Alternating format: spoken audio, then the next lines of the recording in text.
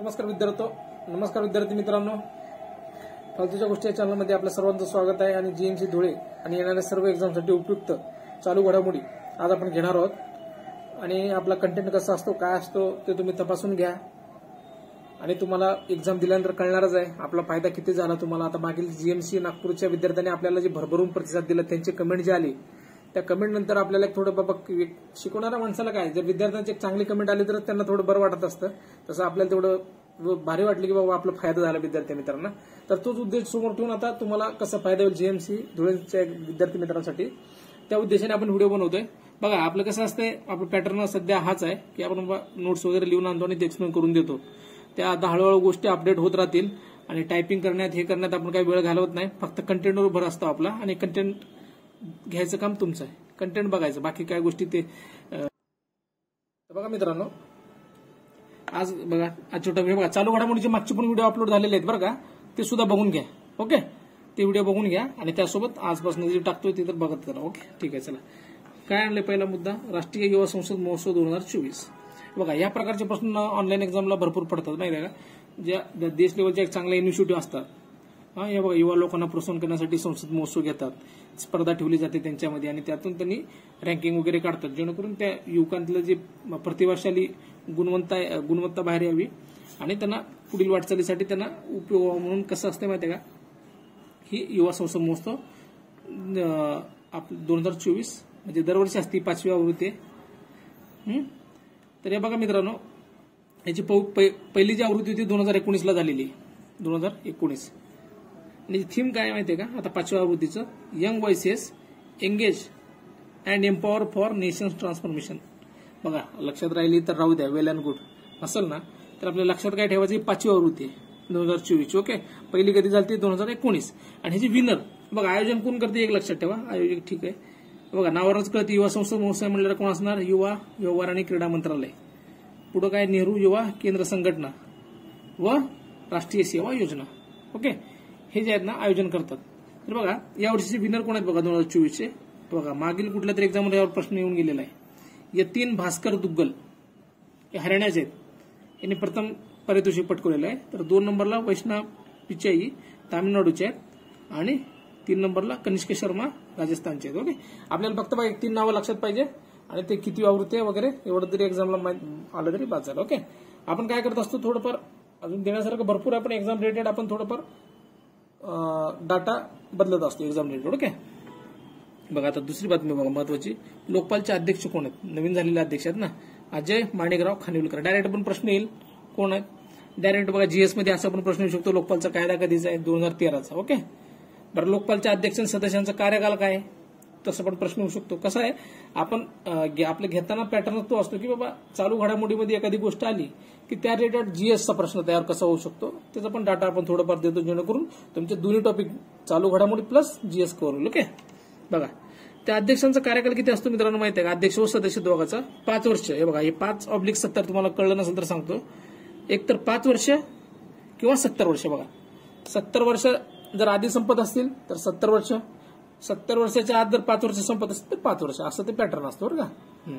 समजा आता एखाद्याचं वय आहे समजा 63 बरं का, मग हे जे 5 वर्ष जर आपण ऍड केले तर किती होणार, 68 ना, मग याला 70चं लागू नाही होणार, 5 वर्षाचं लागू होणार. समजा एखाद्याचं वय आहे 78 बरं का, त्याला पुढे 5 वर्ष जर तुम्ही आपलं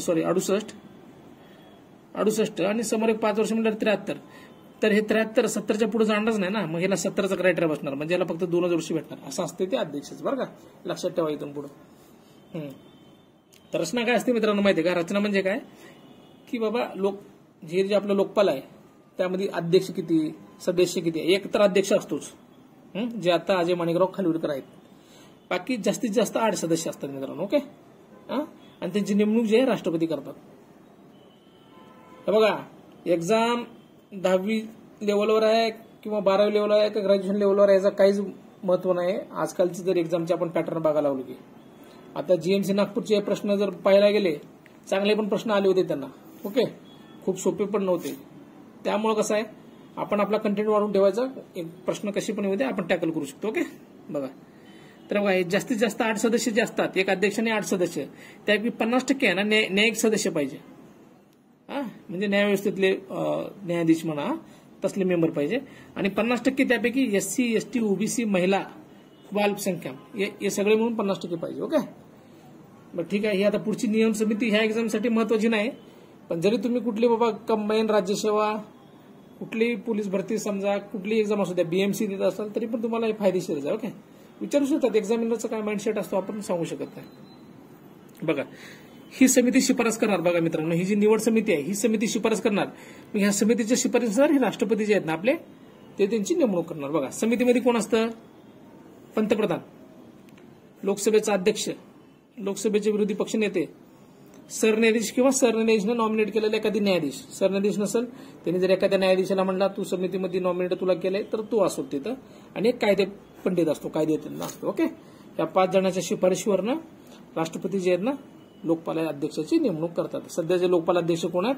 अजय माणिकराव खानिवलकर. ओके, या बाहेर प्रश्न येणार नाही कोणती बी एक्झाम असू द्या मग. ओके, ठीक आहे. आता पुढे एक महत्वाचं सांगतो बघा, खूपदा प्रश्न आले बघा. देशात पहिल्यांदा लोकायुक्त, बघा देश लेवलला जे असतं त्याला आपण लोकपाल म्हणतो आणि जे राज्य लेवलला असतं त्याला आपण लोकायुक्त म्हणतो. तर लोकायुक्तची स्थापना करणारं पहिलं राज्य जर कोणतं प्रश्न विचारला गेला ते आपलं महाराष्ट्र आहे. ओके, आणि ती स्थापना कधी केलेली? 1971ला. पिनाकी चंद्र घोष भारताचे पहिले लोकपाल आहेत. लोकपाल अध्यक्ष म्हणा लोकपाल. ओके, ठीक आहे. चला 2019ला त्यांची नेमणूक झाली. आता पुढे बघूया.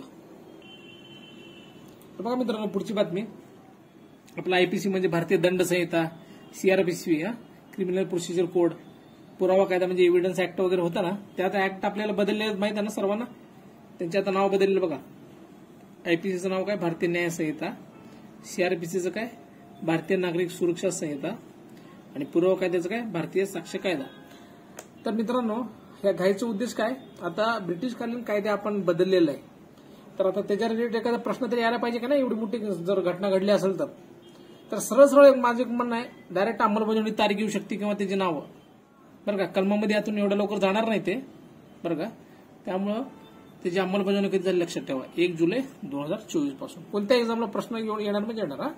ठीक आहे. पुढे बघा, नितीश कुमार 9व्यांदा मुख्यमंत्री म्हणून शपथ घेतलेले आहेत मित्रांनो. तुम्हाला असं डायरेक्ट प्रश्न, नितीश कुमार यांनी बिहारचे मुख्यमंत्री म्हणून कितव्यांदा शपथ घेतली? 7, 8, 9, 10. तिथं आपली बत्ती गुल होती. माहित नसली की कन्फ्युज होणार.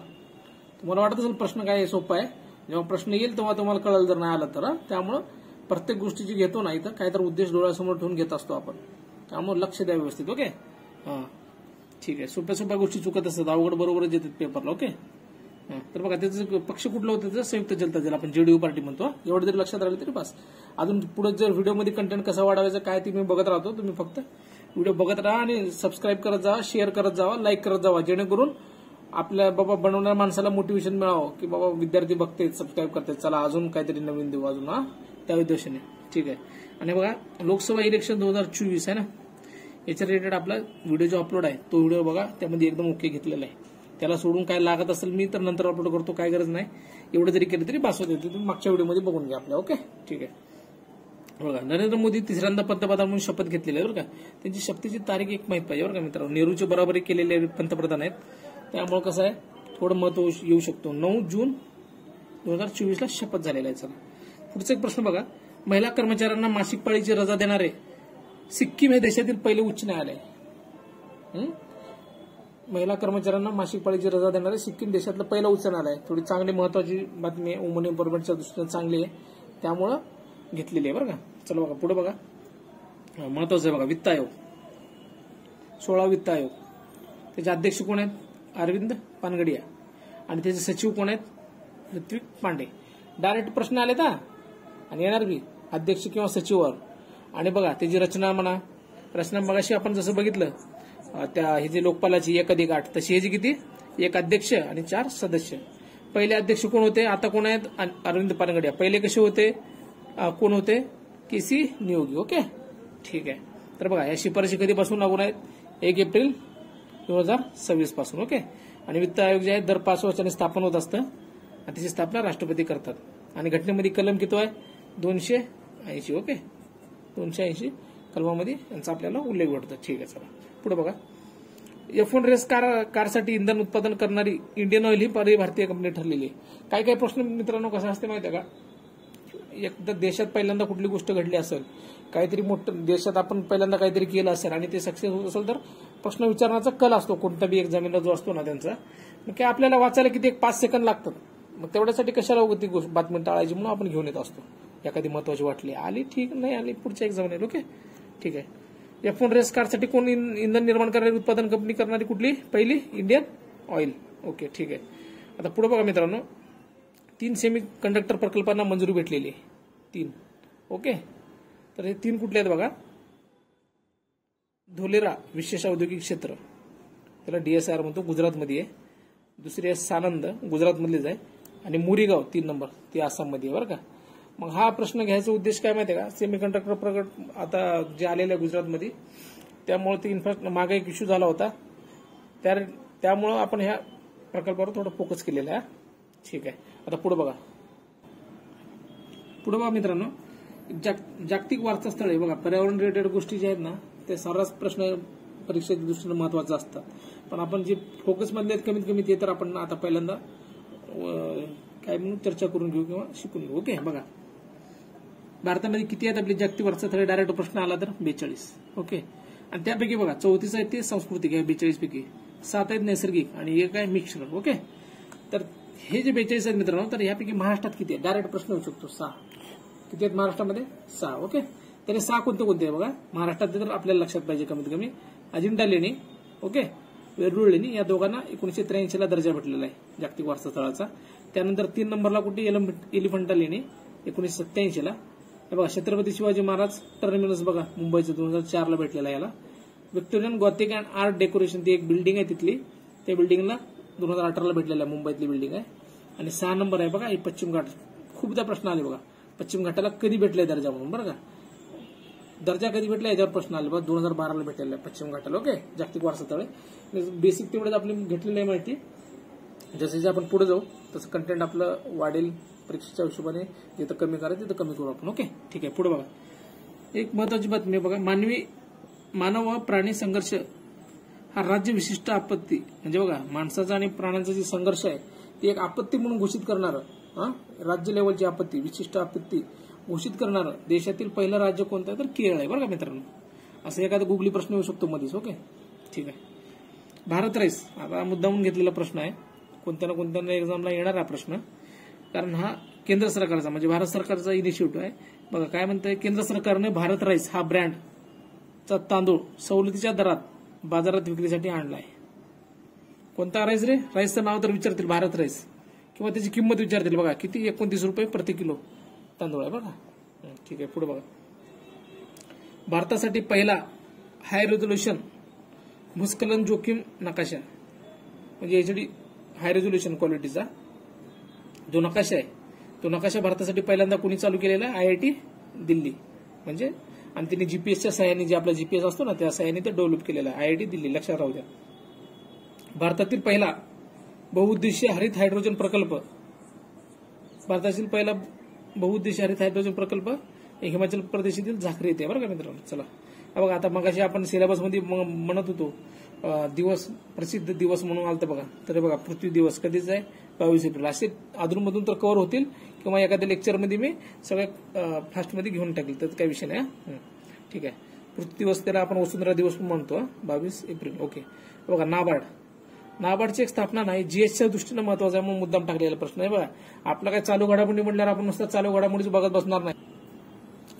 तर नाबार्डची स्थापना चुकून तेव्हा 80 झाले बघा, 81चा कायदा आणि 82चा स्थापना आहे त्याची. आणि त्याचं जे मुख्यालय आहे ते मुख्यालय मित्रांनो मुंबई येते. ओके ठीक आहे.